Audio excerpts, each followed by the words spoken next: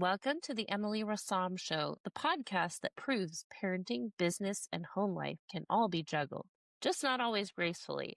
Be sure to like, subscribe, and share because laughter and maybe chaos is better when it's spread around. Welcome to the Emily Rassam Show. I am your host, Emily Rassam, and today I am joined by my guest, Marjorie Ellis of Corporate Global Events. She is the founder and president. She's also an avid travel fanatic. I might be able to use that word successfully for her. And she is very active, and she's continued her active lifestyle throughout her life. And she also changed my life at one point when she said that she walked a half marathon. So you don't always have to run those. I love that. It made me think, oh, I can do one too. So this is Marjorie, and first she's going to tell us a little bit about her event planning business, which she works in, and some of the pivots she's had to make over the few years. Can you tell us a little bit first how you got into travel and event planning, Marjorie? It's good to see you again. Thank you. I actually started my event planning and meeting planning obsession in high school when I started planning proms. And then I did catering on the side. In college, I was social chairman for my sorority. And in college, I had a degree in commercial recreation and tourism, which was what they called event management. So to say at an early age that it was my passion, and it still is, I started on the hotel side just to learn the background, and then moved over to corporate event planning, doing incentives and meetings, and it was fabulous. Before 30, I traveled so much of Europe, so much of the United States, Hawaii, Mexico, Canada, and it was great in my single years. It's a lot of work, but it's fantastic. And if you love travel and you are organized, I would absolutely recommend that this is an amazing field. It's a tough field. It's a lot of hours. It's a lot of admin to be organized, and you have to have the right mindset. But I guess if you want to travel, and if you want to work with people, and if you want to see beginning to end results of something fabulous and see people enjoying it, I highly recommend it. Marjorie is, in fact, highly organized. She makes me look like I am a scatterbrain, and you should see her checklists that she brings for all of the events. Highly professional. I think she might be one of the only event planners that I have recommended ever. And she works with nonprofits, she works with corporate, and a bunch of other things. Can you tell us some of the nonprofits that you have worked with? I've worked with National Charity League is one of my biggest. That was an event for over 800 women. So I worked with them for several years. I've worked with Beat Cancer. I've worked with many nonprofits, which I don't want to mention all of them. Some of them one-day events, some of them several-day events. A lot of fundraisers. I would say corporate is my field, but nonprofit, absolutely. My only hesitation is budgets. Corporate has a very different budget than nonprofit. Yes, we experienced that this year. We planned a nonprofit event, and the committee went and blew the whole budget way out of the water because they normally did large events too. Yes. So that happens. And can you tell us then how you went from corporate events to, I know now you focus a lot on travel. Can you tell us about some of the places you've traveled and teach us how to be good travelers, such as what we should be thinking while we're out of the country or in the country, different tips for sightseeing or tours? Can you tell us a little bit about that? Absolutely. And speaking of traveling, I'm seeing a mom and two baby deer traveling right across my lawn. So, which is, if you see me smiling, that's why. I love travel. I've always loved travel. And there's a difference between corporate travel, and I still deal with some corporate travel coming here locally to Utah. And I love it because the best part is transitioning from just business to there's a pleasure. And pleasure, what I believe is pleasure, is health and wellness, outside activities, being active, and and learning. And since I have started traveling more for a little bit more personal, I've found that when you are focused or planned an event or a trip where you have an itinerary. It doesn't have to stick to every single day, every single minute, but each day have something planned, have a tour planned, have what you want to see, whether it's a walking tour, a guided tour, and listen, because there's so much you can learn. And it's fun. The Olympic Park here, I'm finding out so much more information in my own town about the Olympics and what we do. I just went to Brazil and the Amazon rainforest, and we're learning about the tribes and how they were treated and how they built their houses and how they survived. And it's just you learn about new cultures. You learn about different food, different currency, different, the way people interact. It is amazing to just see so many different countries, communities, and what's important to them, but at least get out, see the area. I know a lot of times people talk about that country might be dangerous. That country, really look at, I would never want to recommend anyone go into a dangerous country, but don't be swayed by that. Don't be feared by that.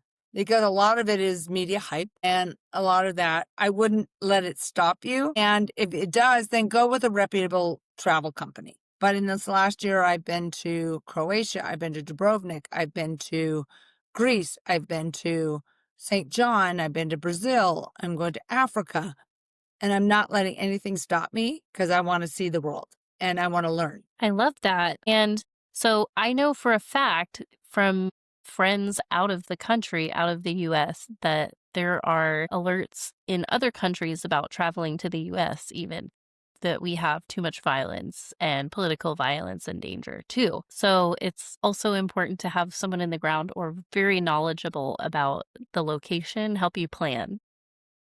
Yeah. And it can be as easy as using Airbnb tour guides or just look up guides. I'm going to South Africa, and I will tell you that is dangerous. So we are definitely staying in a hotel and we're definitely getting guides, but it's not letting me stop going there. Rainforest was great. I went to Giza, to all these different countries. I go to Panama. I go to Costa Rica, Nicaragua. And most of the time it is not as dangerous, but just be safe, go with people, have a plan, have fun. Right. And it really is helpful to have a local show you around because they know where and where not to go. You most of the time.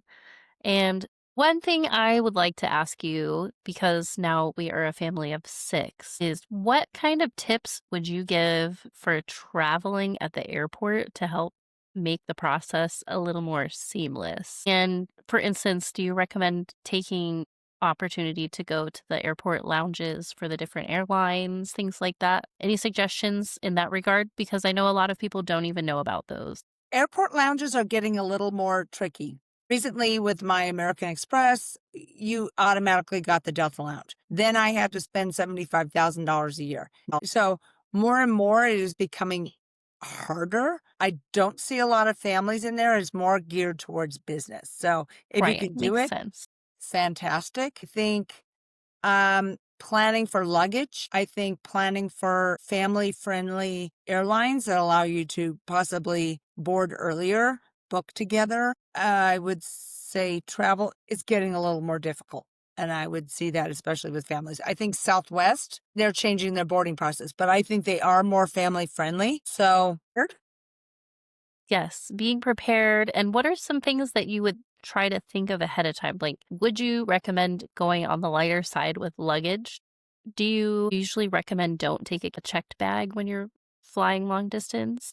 Because that's something I never take a checked bag. unless you're doing multiple connections, I wouldn't worry about it, because now in the era of air tags and tracking your bag on the apps is a lot more user friendly, and also peace of mind. Like if I'm going on a trip, I can look on my app and it says your bag made it to the plane. So I don't have to be sitting there for 3, 5, 8 hours saying, is my bag going to make it? And then with the extra added security of if you have an air tag, you know where your bag is, and just downloading that, as well as travel insurance, and or just absolutely making sure that when you book your tickets that and or anything travel related, the rules.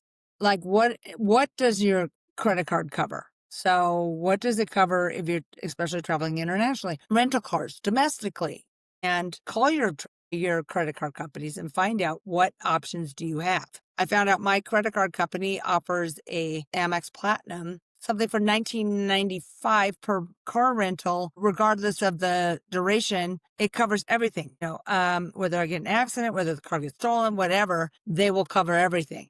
And that's That's one. awesome. Yeah, I didn't know that. So call your credit card company and find out what travel options you have. Especially with now, I have heard through the grapevine that they are using AI to check over the cars. And if it has a little scratch on it, they'll send you a bill for $300 later. And you do not know if it's actually was there beforehand or not, because it doesn't take a picture before. It just takes a picture when it gets back. Then I would honestly demand the picture before and say, I want it I want it the minute I rented it, because I have been able to fight something where they said there's a chip in the windshield. And I said, nobody checked me out and nobody checked me in. So you cannot prove that that was not there before that. And they dropped the charge. But in the meantime, they tried to charge me $700 plus time out of shop and everything. So it was going to be several $1,000s. So be smart, take pictures and videos, and just be diligent. Don't lay down. Most of the time they will back off. Yes, you have to advocate for your wallet Yeah. all the time. And call your credit card company and say, what do you cover? Yes. I know a Yes. lot of credit card companies cover tons of things on vacation. And what about travel insurance in general, in case you have to go to the hospital? Have you ever seen someone need to use that? I know I have, and they had to have like a 3-month stay in a hospital in Europe one time. And they said if I hadn't bought the insurance, I would have had so many bills. Yes. Honestly, whether it's connected to your credit card or buying it, unless it's just a basic policy of like, if you're going to get sick, if you're not going to go, I don't usually buy it, but for longer periods. My friend's husband ended up in Mexico and ended up having huge heart issues, and same thing, ended up in the hospital. Amex Platinum covered the whole thing.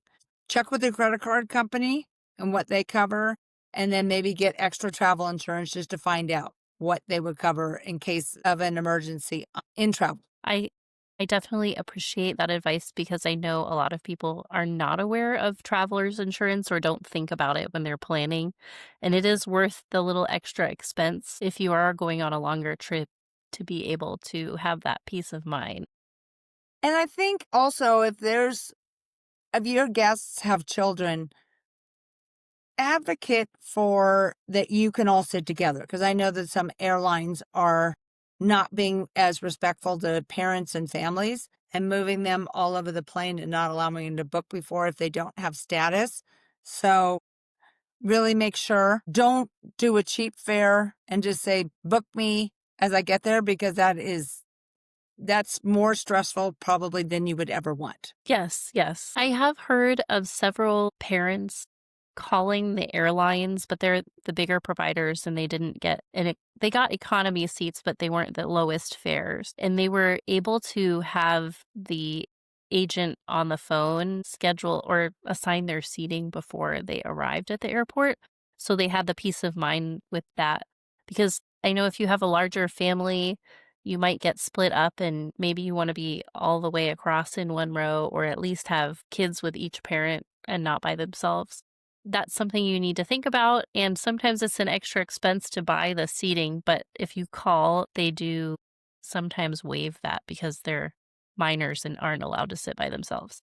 Yes. And now that I live in Utah, which we have a lot of national parks. So if you've got a parent, like, rather than going to Disneyland, try the national parks. I can't tell you how many of my friends are saying it was such an amazing experience to just go see and take your kids, and a lot less expensive. And that taps into wellness and health. You can hike. It doesn't have to be hard. You can make it fun, maybe get a guide, do an e-bike. Thank God for e-bikes. I know the kids are too young. They can't do e-bikes, but get out and explore and make a fun time of it.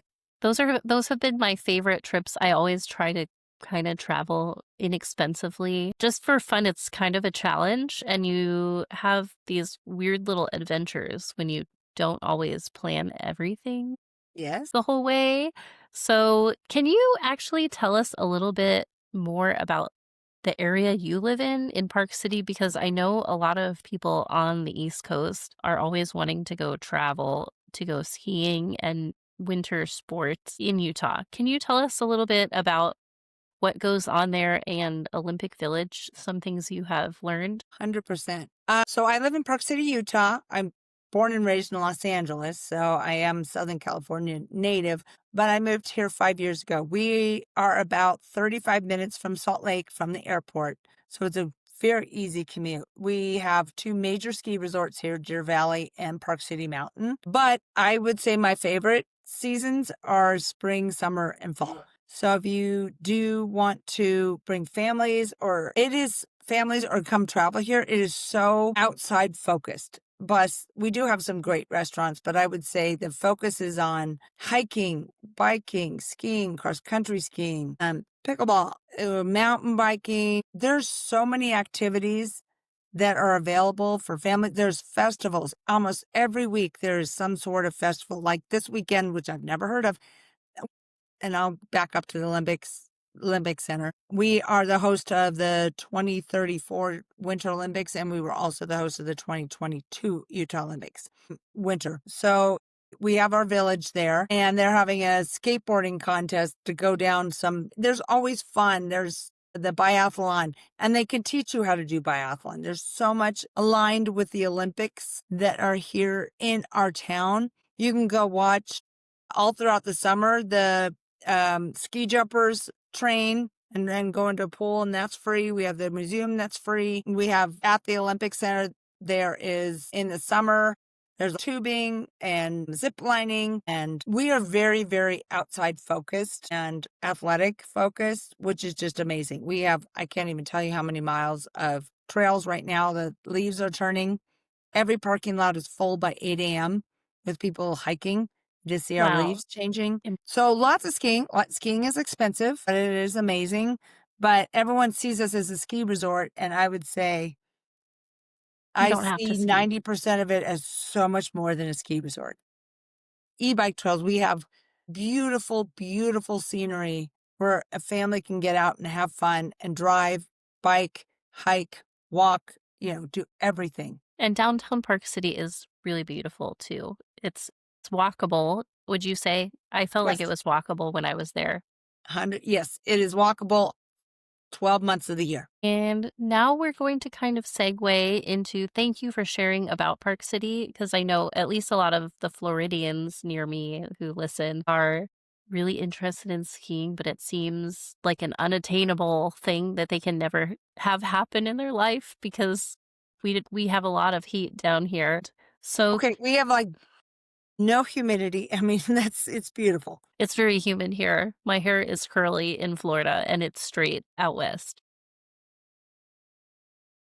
And the only reason my hair is curly because it was curled. It But looks it great. is the weather is beautiful. I mean, it changes a lot. Yesterday I was in tank top and shorts, and in the mornings you're in sweats and a heavy, a down comfort. I mean, a parka. Yes. And so now we're going to segue way into talking a little bit about health. And so everyone knows, I plan to do a longer segment about health and health related things sometime around the first of the year. So we will delve into that a little more. I'm still making some health connections for people we can talk with because it's a little bit touch and go as far as being able to talk about health related things, especially if you're a medical professional. You don't want to have any issues with your license or employees, etc. That makes things a little bit complicated, and I have to find the right people to talk with so we can listen to them in our interview. However, Marjorie and I are not health professionals in the least, but we are both very into health and wellness as far as spiritual, mental, and physical well being. And Marjorie, can you tell us a little bit about how you got into the health and wellness sphere? Was it when you were growing up in Southern California?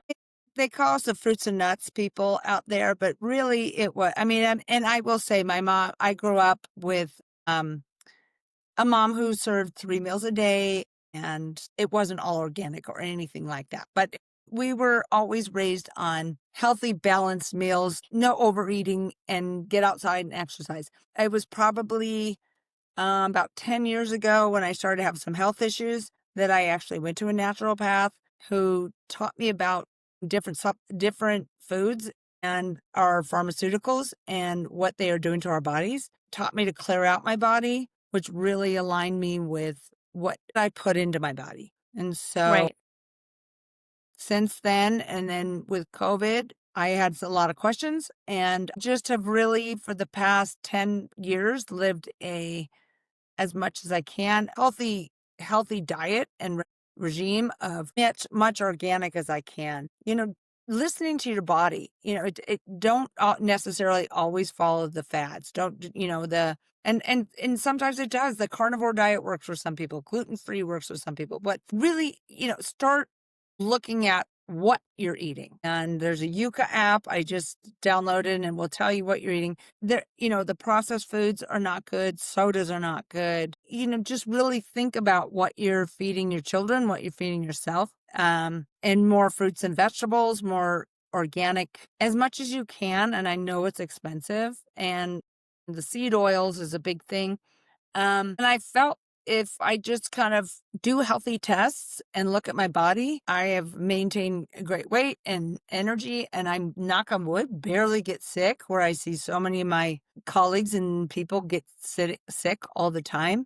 So it's just kind of following a natural diet and also learning. I'm constantly learning, listening to podcasts. I'm learning tomorrow night. As I told Emily, I'm going to a woman's, health and wellness retreat with Reiki, which is sort of energy aligning and meditation and all this stuff. And it's was $97, and we show up at 5:30, and there's dinner and there's workshops, and we get to learn and meet with all these professionals and spend the night there, and then breakfast the next morning, and you're out by 10:30, but yoga, and there are so many offerings in your areas that instead of going on a girls retreat to Nashville and going out to Broadway, maybe find this. It's really can realign yourself and also just really look at what you're feeding yourself and what you're feeding your kids. And unfortunately, there's a lot of misinformation out there. Yes, there is. And be wary of fancy packaging and what it Yes. says too. I saw recently there was a guy on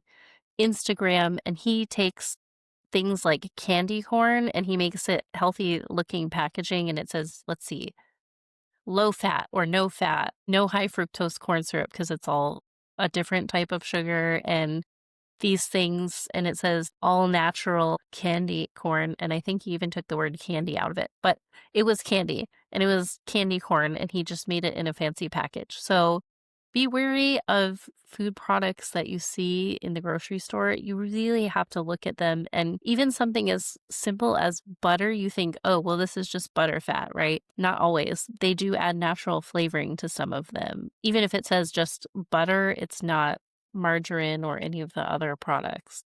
I'm sure Marjorie reads her labels too. Absolutely. And like I said, I just learned about the Yuka, YUKA app, and you can scan. It's kind of depressing because I was with a bunch of friends and we're like, oh my gosh, what are we eating? What we thought was healthy, but it will kind of tell you why they don't recommend it. So don't live by it by the Bible, but there's different apps. But just go by the rule: fruit, vegetables, meats, Whole minimal Foods. grains, but grains aren't bad. It just kind of depends on where they come from. Yes. Unfortunately, there's a lot of chemicals in American made and US based foods. Right. We were just researching because a lot of the people we know that are older wash their rice before they cook it. And we always thought, oh, it was to get some of the starch out. But it turns out there used to be a lot more arsenic in rice, and that washing it, because it's a heavy metal, would help some of it settle out. That was a fun tip we learned. And fun fact, bananas are radioactive. They're the most radioactive fruit there is. But almost everything you eat has a little bit of radioactive material in it because it, takes its nutrition from the ground, and everything has a little bit of radioactivity in it, which is how they do carbon dating for scientific research too. Those are things you have to keep in mind. And I don't know that if it makes a difference organic versus non-organic bananas in the radioactive spectrum. It just happens to be that potassium, which it has a lot of, is usually slightly more. So that's a fun fact.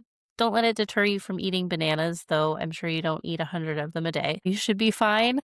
I know, it's funny, I was having this conversation with somebody and was like, "So much sugar," and like, they're God's natural food, so, Right. at some point, it's great. You need the potassium, and it's a good, especially if you're not feeling well, the brat diet, bananas, rice, applesauce, toast, they help. Right. Yes, and now I'm into, again, tricking my kids. I made chocolate cake the other day, and it was blended sweet potatoes, milk, bananas, and 6 or 8 eggs. I can't remember how many, and I cooked it, and it looks kind of like a cheesecake souffle thing, and I told them it was chocolate cake.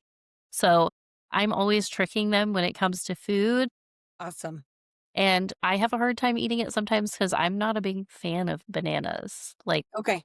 I don't like the taste. So if they're maybe very green, I'm okay with them. But my kids like them, so I use it to sweeten all of their food just about, as an alternative to honey or maple syrup, and I think we only use sugar now to make bread and use 1 spoon, so it's not a lot. And one other thing I would say is, on the caution of being healthy, don't deprive your kids. So, Yes. if it's Halloween and they want a few pieces of candy, let them, don't let them have 20 pieces of candy. And maybe, um, what I've seen some parents do is negotiate with their kids of like, do you want all this candy or do you want me to give you $30 and we'll donate the candy to the troops? And then you can go buy something and to steer them away from the candy. But Right. don't say you can't have it because I've seen that backfire in families. Yes, yes. We're kind of negotiating our way through that right now because our one kid has eczema really bad and it's been hot, so it makes it way worse. And then swimming dries it out more. And so we try to limit the amount of events we go to right now to keep the flares down. But on Halloween, I kind of let my kids eat whatever they want to, and then we get rid of all of it the next day. The Halloween fairy comes and it disappears. Yep, And great. I'm gonna try the Halloween fairy where you put it on your front doorstep and have a surprise there the next day. Maybe I'll give them some bubbles or something this year Yes, because they were really disappointed when it all disappeared the next day. I think that's a great idea. Give them some sort of, something back that's possibly more healthy and things to that sort. Yes. And one of the things I have noticed as a parent is at schools, the schools reward the kids with M&Ms and Skittles, and I absolutely hate that. And I don't know about when you were young. I noticed from me, we almost never celebrated someone's birthday at school. We sang happy birthday to them, and that was about the extent of it. And now every time there's a birthday, somebody brings cupcakes or donuts or something like that. And I'm like, please stop with the donuts. It's interesting because I thought they got away from that well, but maybe in California they got away from it because I of think so. Yeah. So I bring the kids like a little toy or a pencil instead. I know I'm probably the lame parent, but that's okay. I that's don't want to be okay. giving them more junk food. And most of the parents complain about it. It's just, I don't know why it's still a thing now that we mentioned that. And did you ever have like cake and things at school when you were growing up? No, I still remember somewhere in elementary school we had like a little cooking thing, but it was awesome. It was like bananas and peanut butter. It was how to cook, and I think that was like 2nd grade. But it was more healthy, but in junior high, God, it was bake sales every couple weeks to make money, and it was just and the cafeteria only had, like, disgusting donuts. I can't even eat a donut now because I know what it's made of, but, it was constant donuts and yeah, We make apple donuts at our house. I slice and core an apple so they're circles, and then we put peanut butter and I let them put sprinkles on top. that's fantastic. That's what, you can tell, I think those are, creative ideas, and you're amazing to do that with your kids and introduce vegetables and stuff. And, kids might say, I might not like it. Don't force them. But, my parents, I remember when we were growing up, they never said Brussels sprouts and cauliflower, because they're like, we hated it. And the last thing we want to Right. do. And we said, well, okay, we don't like peas or something, but we liked spinach and we liked beets and we liked corn and we liked, certain zucchini. They played with Right. different vegetables and they found what we liked. So don't just give up on vegetables. If you have to get sneaky, sneak it. But at the same time, we always had vegetables or salad and with our meals, and it was great. I mean, I'm knock on wood, I had a mom. We had sit down dinners 5 nights a week at least, and, my Those parents are wanted so date important. night or else we'd have family out night, but we mostly stayed home and had our family meals. It really is a great way to bond, and then you don't have to go anywhere and drive home and have your kids all crabby while they're sitting at a restaurant, and you don't have to put anything in front of them or keep them distracted while the food's coming. And so we do that. Every once in a while, we take our kids out for like frozen yogurt at Sam's Club or Costco, and then we sit in the back of the car on the tailgate and eat that, and it's a really big deal. Or we go to the grocery store and buy the pack of ice cream bars and sit and watch everyone shopping as our entertainment for the night because toddlers think that is amazing. Yes, Pro and see tip, what they buy and have, like, contests and stuff. That would be fun when they get yes, older. yeah, we use the alphabet and try to identify things and colors, and it's really simple to have a good time with your family. You don't have to make things complicated, I and love it. Marjorie is very good at that too. I have always admired Marjorie and how she is good at being simple, but also thoroughly prepared when it comes to any kind of events that she does. And in addition to food, have there been any mental health or wellness tips that you have really liked that you have experienced? Meditations, or I know you mentioned Reiki.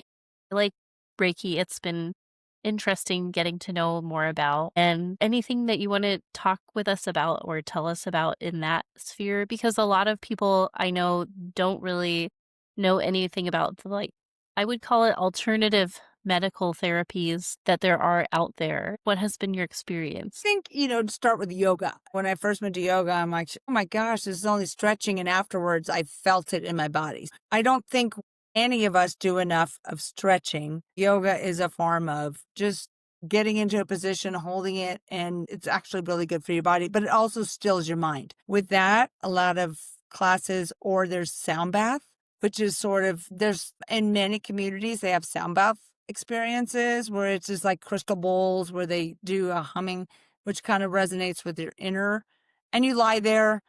I would say there's so many, and I wouldn't even say meditation apps because I fall asleep in a lot of them, but Yeah, just look at what stress with my children, what kind of meditation. And sometimes I lie down and just listen to it, or like hypnosis meditation, but it gets into your system, or music in the background. It's something sort of soothing, but those are the basics. You don't have to go for all the, high end, a lot of the high end right, treatments. And I somewhat try to stay away from those. But I think naturopathic, a lot of this can really help versus taking a pill or taking a right. drug. I mean, I'm very weary of any of that. If there's alternative that isn't invasive in your body. Right, always try it first in my motto. That's what I always Yes. do for myself. I know one thing I'm getting into right now, I don't know if you've ever tried it, is Tai Chi. And I've been taking my baby to do Tai Chi with me, and he usually naps.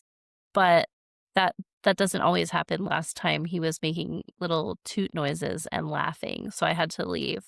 But you would be surprised. I am the youngest person there besides the baby, of course, and it is really nice. It really loosens things up, and it looks lame and it looks like it's for old people to a lot of people I've spoken to, but it really is quite enjoyable when you do it because it's a mind body connection thing and you have to move like you're dancing or fighting. Even that is really fun. I just discovered how much I love it.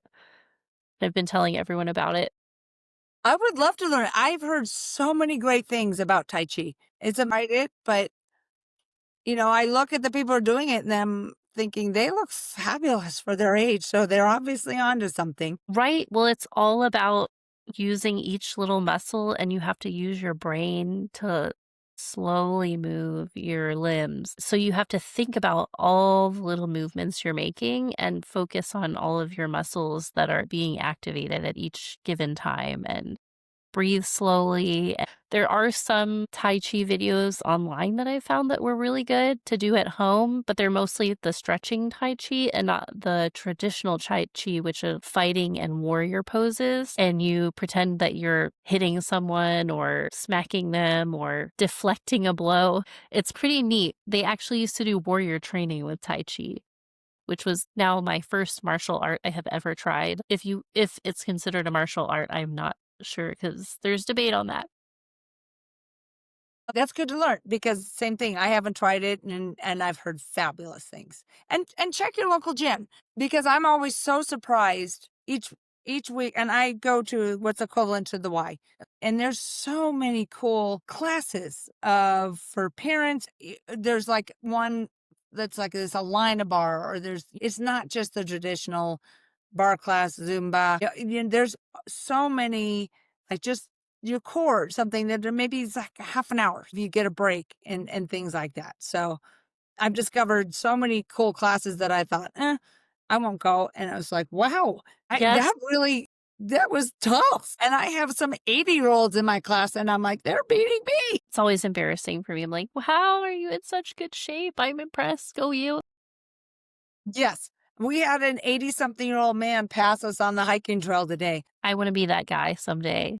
Someday I'm going to get Yes. there. And so I know there's a tip that I always tell moms, and don't be afraid if it's a class, you don't have to set up weights or something. I once in a while show up 5 minutes late because I have to take care of my kids. Don't miss out on a class because you have to go a couple minutes late, sneak in and go in the back. And if you have to leave early, also not a big deal. I always let the instructor know, hey, I'm leaving 20 minutes early. I have to take my kid or pick them up at school. And I don't think they've ever minded one bit for me doing that. And they're just happy that I was able to do part of the class. So don't be afraid if you have to skip out because someone peed their pants or whatever.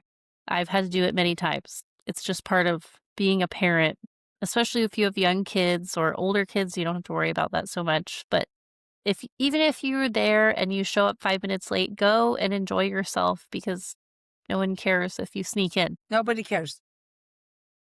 Marjorie is super active. Can you tell us about some of the fun activities you have experienced lately, or what are your favorite outdoor activities? I know you've done a half marathon. I don't think you've done a full marathon. It's group activities. Luckily, I have the pleasure of working with groups that are coming into Park City. I work alongside and get to just, go along with the activities. Today we did a hike and it's the foliage and it is absolutely gorgeous out there. And so we did about an hour and a half hike and a lot, at 9,000 feet, it's heavy altitude, but it's beautiful. Yeah. E-bikes are so fun. People are intimidated and, you know, if you're tired, you just put on the throttle and you can go. But I recommend you try to bike. But at the same time, e-bikes are a really fun way to travel and see things. I am not a mountain biker. I like to ski, but I've soon discovered snowshoeing. Same thing in the wintertime, getting out, getting fresh air. We have a bunch of groups that will just go out. And then even if you can find a heated pool, if you're in a snowy area, jump in and do laps. And there's something so spectacular about swimming laps in a pool that's heated and the snow is coming down on you. And just be open to new adventures of trying different things. And I have skate skis. It's an expensive town to live in because you always have to have new gear. Right. But New skate active ski gear. is cross-country skiing. You don't have to be a downhill skier, but there's ways to get out, get some fresh air, get exercise. All of that I love. Trying to think of what pickleball. Oh my God, pickleball is amazing. I have met probably over 100 friends since I've moved here through pickleball, and it's fun. And you can advance to whatever degree you want to advance. And from there, I've learned travel groups. There's always all types of groups that you can meet. So I recommend, if you're feeling lonely, if you want to meet other people, whether it's meetup or whether you join a group and then extend from there, there's so many opportunities to make friends and socialize and collaborate, especially as Yes, young moms. especially with athletics, people are always willing for you to come join them because they're having a good time. And I don't know if anyone who is listening has young kids, but every time I take my kids and we go watch things, people invite us to come play. And so we have made a lot of new friends just by bringing our kids and them going, yeah, and getting so excited about it. So that's a pro tip there. And one more thing that crossed my mind, Marjorie, while we were talking about the fall foliage, do you have any pro tips in travel about how to plan ahead for a vacation and figure out what season you need to go and booking ahead of time and making it a little bit more stress free? Say we want to travel somewhere in the spring because we know tulips are popping up. How would you plan 6 months to a year in advance in a good way to make that happen? Research, find different travel websites. I know I follow the points guy, but he's more about what you can get out of points. But sometimes he'll say, this is a good time to buy flights. I would say right now, East Coast is a big, well, let's go look at the fall foliage. And I would Yes. say you could come to Salt Lake and drive up Guardsman's Pass and see beautiful fall foliage probably for 1/10 of the cost and stay in Salt Lake. It's not expensive. It's not a huge destination. So look at different areas, maybe in the mountains and stuff that aren't as touristy. Skiing is going to always be expensive. Yes. And they're really great at clearing the roads even in the winter in Utah, I have Yeah. noticed. So And it makes it a little less scary if you're not a pro on winter driving. yeah. And unless there's something you like definitely have to see in the summer or you have to come for the winter, we call it mud season, spring and fall. I can't tell you prices drop drastically. So just look at where you want to go, but really do altering seasons.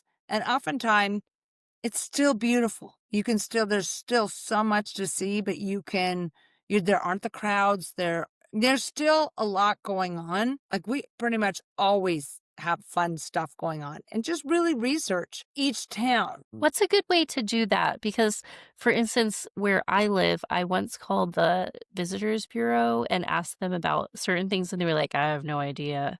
We don't know anything. Like, Yeah, what is a good tip that you would have for finding really neat information about somewhere you might want to travel, or any resources that you would recommend other than hiring someone to plan your trip? there's so many. There's Expedia. We're really lucky here in Park City. There's a gal that does a newsletter that's called Kept Current, KEPTCURRENT. And every week she sends out a newsletter of all the concerts, all the local music, everything for kids to do, food, athletics. And so see if there's any of those. That's few and hard to find in towns. They have that where we live, so it must be more places, People are more doing that accessible. because people want to know. And Airbnb tours, if you want to look up stuff, I went to Rome for a weekend and I found some like great a culinary tour, a walking tour, a Vatican, So sometimes even through VRBO or Airbnb or Expedia, they have tour guides.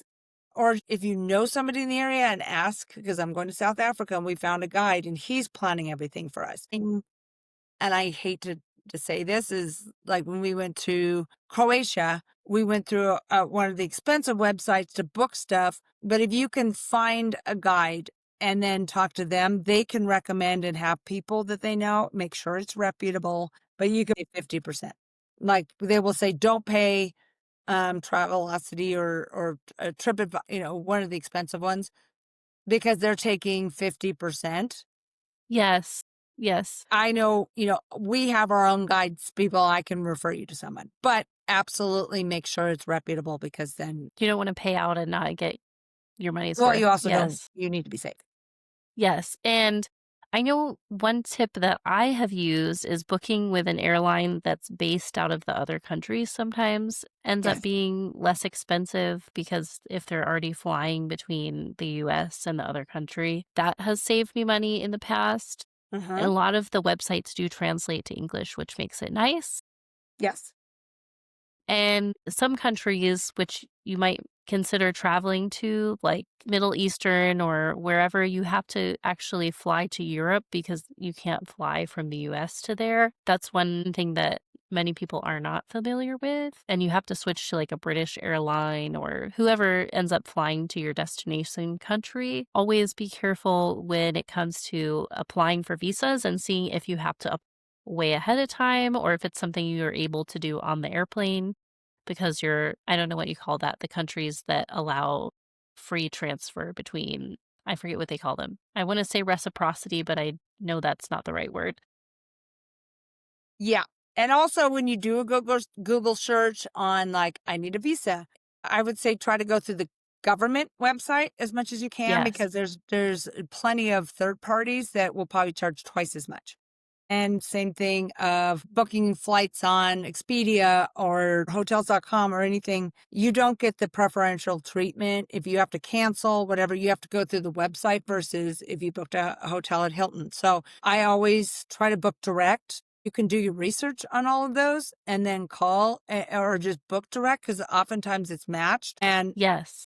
yeah, so Yes. I always recommend booking direct and not through a third party website if you can help it. Yes, and me, I used to work at a hotel, and we would always tell people, "If you book through them, cancel it, and we'll book it through our hotel," because it actually saves the hotel money because they don't have to pay the travel advisory website their cut.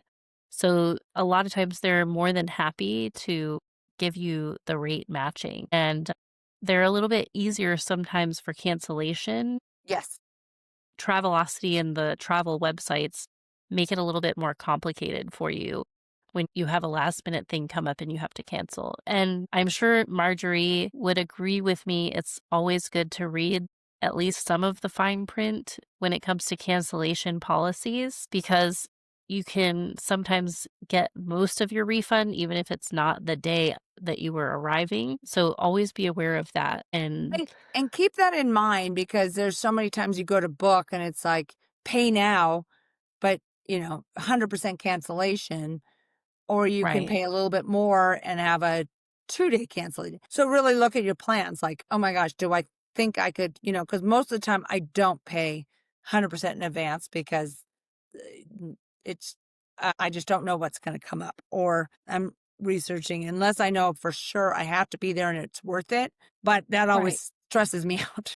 Or if you even can you tell us a little bit about this if you show up at a hotel and it's nothing like it was described? What would you do if you were the traveler? Would you try to get them to cancel and try somewhere else? What do you recommend usually? 100%. You can show them pictures. You can, oftentimes at that point, you're dealing with the front desk. Try to get the manager. They'll probably try to move rooms or, my friend had that in Singapore and she had to just walk away because she was like, oh my gosh, all the pictures you sent were just, completely not. But Yeah. it was in Singapore. And so she's Yeah. like, he would not back down. But definitely try and be respectful. And that's the thing is don't be that person that goes and screams and is a jerk. Be respectful and go to state your argument and show what's the problem and then see what else they can do, whether it's changing rooms or just saying, I can't stay here. This is my problem.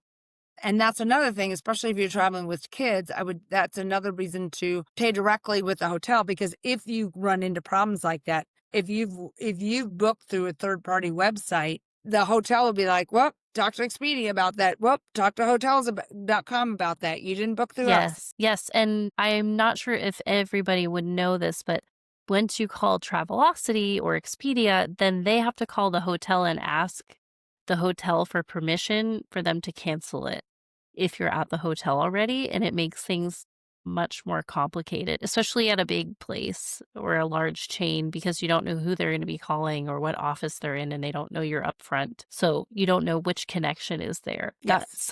That's something that I have come across. A lot of people have had issues, but these are great things.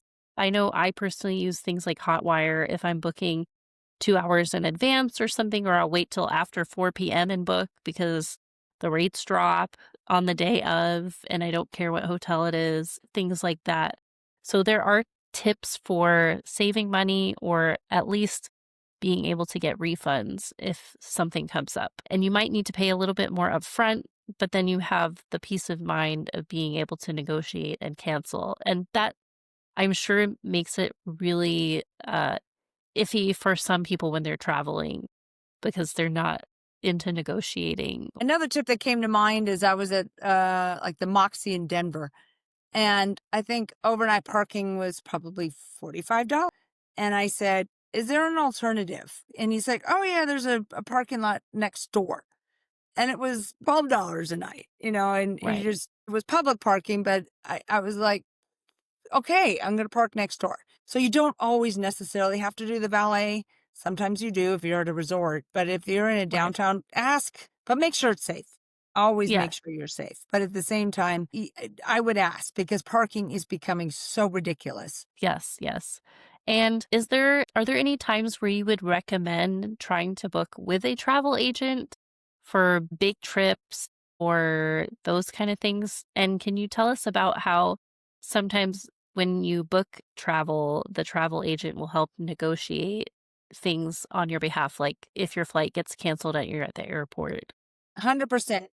Yeah, 100%. If you're especially international or in a tight flight or maybe even holidays, it might be worth it and to get experience with a seasoned, get a relationship going, but with a travel agent. But especially if you're traveling with family over the holidays and you get stuck, that's where it's great. Or if you're international and you're stuck, things like that, I would definitely, or if you want ideas and to help them put an itinerary together, just try Right, not to be that person who lets them put the itinerary and then you go direct, unless you're really looking at, and again, that's when if you just want someone to book your airline tickets, that's a different travel agent than one that right. likes to curate trips. Yes, yes. You have to keep that in mind too, because some of them do everything and they don't book the flights. They have someone else do that too. So there's different types of travel agencies, and some of them specialize in cruises, some of them Yes. specialize in regions of certain countries, and they're not one size fits all. Some of them are limited to specific brands they're allowed to book because they work with those companies. And it's important to figure that out before you start booking your travel if you use an agent. Well, yeah, and I think just having that peace of mind of having someone to call, like if be able to book your seats and to be honest with you, because remember we used to work with Shelley, and these people really have your back. Yes. Yes, and I would say one of the nicest things that I remember with booking flights through an agent was when your flight got canceled, you did not have to stand and wait at the desk. They could have it sent to you on your phone and you were sitting there and Yes. talking to someone on the phone, instead of behind 40 people waiting to change their seat. So that's something you want to consider. Maybe you're doing something international, they can call the airlines direct. Or if you are traveling somewhere and it's a holiday and it's maybe the busiest travel holiday of the year, it'll still take a while to fix things, but it does help having a liaison for your travel that will speak to the airlines on your behalf. Oh, have you ever come across, we just had this happen to us, where we booked an airfare and they used a third party airline to go the second leg of the trip, and we had to check into both airlines. Have you ever had that happen to you, and how did you negotiate that? Like, I don't know, say you flew American, I think it was United, and then it switched to a Lebanese airline or something that we booked. Any Where we experience on traveling? that? The Middle East. No, no. But You haven't had that on happen? that note, there was an article that came out that said airlines are going to now start to look at how much you're willing to pay. Just be diligent, and continue to look and search, because I had a recent experience where it booked a trip to Africa and then we had to change just by 1 hour the outbound just to give us more time at an airport. Didn't cost me anything, but because my friend had upgraded to first class, they wanted to charge her anywhere from one online. It said $2,000, and she called the agent, and the agent said $5,000. And then she canceled her trip because she booked it hours before and rebooked, and it was the same price. So that's frustrating, and don't necessarily rely on the agents Yes. at each airline, because the Delta people are not empowered. And I'm just talking Delta Airlines, but a lot of the operators are not empowered to save you money or to help you. So that's another reason why possibly to use an agent. And a reminder, a lot of the airlines do allow you to cancel what you have booked within a certain number of hours after Within a booking. day. Yes. Is it always 24 hours or sometimes less? I didn't want to say a day. Well, what I found, even if we booked it at 8 a.m. on a Tuesday and canceled it by 8 p.m. Wednesday, they still consider that a day. Next But day. Okay. don't quote me on that at all. Right. Yeah. That's why I said I would go with the maybe about a day. 24-hour rule, but and maybe that was our travel agent's agreement. Right. Yes. Yeah. Who knows? And thank you for all of the travel tips. I think those could be very helpful, especially with families who aren't used to traveling as much as maybe you do, or I've gotten out of the travel game now that I have kids so much. We have to drive everywhere. Taking 4 car seats to the airport is always a Gosh, good time. I can't even imagine. But yeah, I guess in topping off, like, I know a lot of people look at Disney or the certain things. There's so much else you can go and see that, personally, I think is a lot healthier and a lot less Yes. expensive, that you can have just great trips and also great family bonding Yes. and learn a lot. I know kids, now I'm like, wow, I love learning about all this stuff. And I'm sure for many years I would be like, oh, that's so lame. And engage them and find out kids' activities. But there's so much. And if you start your kids at an early age and engage them, then that's best. Right, and let them be bored a little bit. It's good for Yes. them. I know some things I would share with everyone if you are planning to travel to Florida. You don't have to just go to Disney. We have all kinds of other parks, and especially if you have younger kids, you may need not even get through a whole park. You may be done by noon because it's nap time. So there's other options. We have Busch Gardens here. It's great for little kids. Then there's a lot of natural things you can go see in Florida, really close to Orlando. And you can go walk in St. Augustine, which is one of America's oldest cities. It was built by the Spanish in the, I want to say 1400s. And don't quote me on those dates. Then we have where I live, Silver Springs. It's um, a bunch of natural springs here. People go swimming. So there's a lot of really neat stuff that you can explore. We even have mermaids. People swim underwater in some of the springs here. It's really neat, and there are a lot of things you can check out. Even TripAdvisor, sometimes you can find cool activities. Well, I would like to thank my good friend Marjorie for speaking with us today and for taking the time to give us all of these great travel and health and wellness tips. My name is Emily Rassam. Please like, subscribe, and share the show if you enjoyed the content with someone who needs to hear it. That will help us continue to grow and put out more quality podcasts and conversation. And thank you, Marjorie, for joining us. I always appreciate and love speaking with you. Thank you, Emily.